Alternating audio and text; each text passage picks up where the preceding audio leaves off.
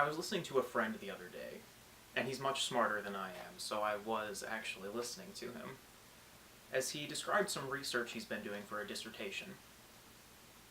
There's a pretty long string of words to explain what exactly it is he studies, but essentially it's political history.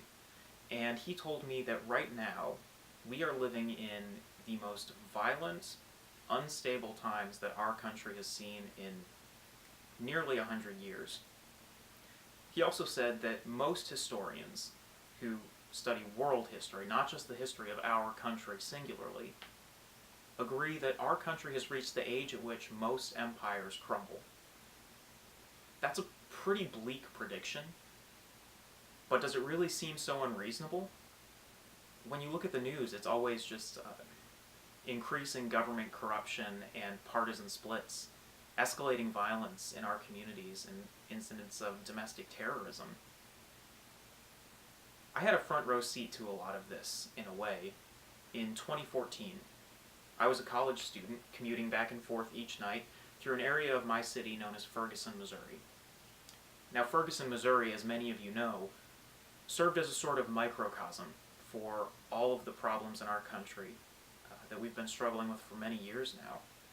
Back in 2014, when a young man named Mike Brown was shot and killed by a local police officer named Darren Wilson. Following that incident, people seemed to divide into two camps, really. Not of agenda, but of behavior. There were people who were unbelievably angry on both sides, and understandably so. But what I began to notice was the anger started to serve as a feedback loop. People would just start screaming at each other, and things would continue to escalate over the weeks, occasionally to violence, but there was no actual communication taking place. On the other side of it, there were some people who seemed very unsure of what exactly they were supposed to do in the situation, what role they really served in their community, and if they should be involved at all. And as a result, they really just decided to not participate, to look the other way. It's been 4 years now, but really not much has changed. In fact, it seems like these issues have spread to the rest of the country as a whole. I believe that for our culture at large to survive, we need to dedicate ourselves to an active practice of nonviolence. Now, nonviolence is a very loaded term, and I realize that a lot of you may have just stopped listening. I want to say that I understand that. When we're dealing with very serious problems, no one wants to listen to the guy who walks into the room and says, "Can't we all just get along?" No, we can't. Humans have been living together in society for thousands of years, but we've never been able to just magically get along. It's always taken work. So let me start by clarifying exactly what I mean by nonviolence. As I said, nonviolence has become a loaded term. People have very exaggerated pictures of it. They tend to imagine a man who is maybe allowing himself to be beaten during a protest, or more ridiculously, the Kleenex commercial that came out a few years ago, where the guy uses the tissue to pick up the spider and help it outside rather than killing it. These are all nonviolence in a sort of extreme or characterized way, but nonviolence at its most basic is just another way of interacting. It's a way of sending a message, and the message of nonviolence is an invitation. It's an invitation for further interaction. It's making space for a dialogue. And that's the hard part. You see, we're not actually wired for creating space and continuing conversations. To a certain extent, we're hardwired to respond in one of two ways. We call it our fight or flight system. And it kept us alive for thousands of years. You're not going to be able to talk your way into a healthy resolution with a mountain lion.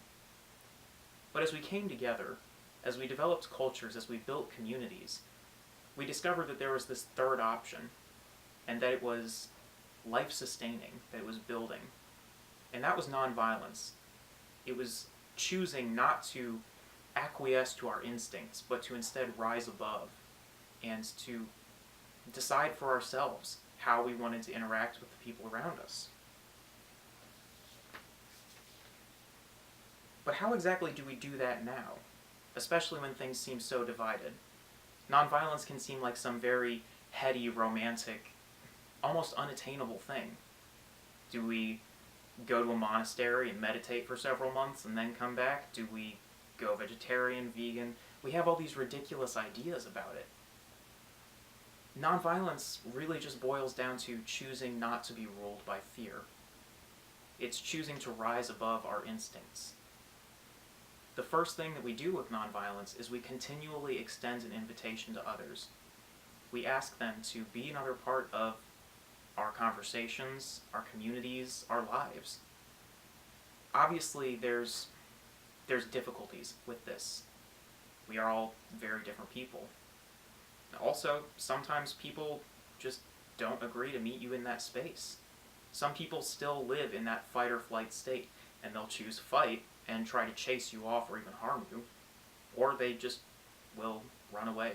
They'll ignore the opportunity to be a part of a community for whatever reason. You're not going to be able to have much of a dialogue with those people. The important part is just continuing to show up and make the attempt.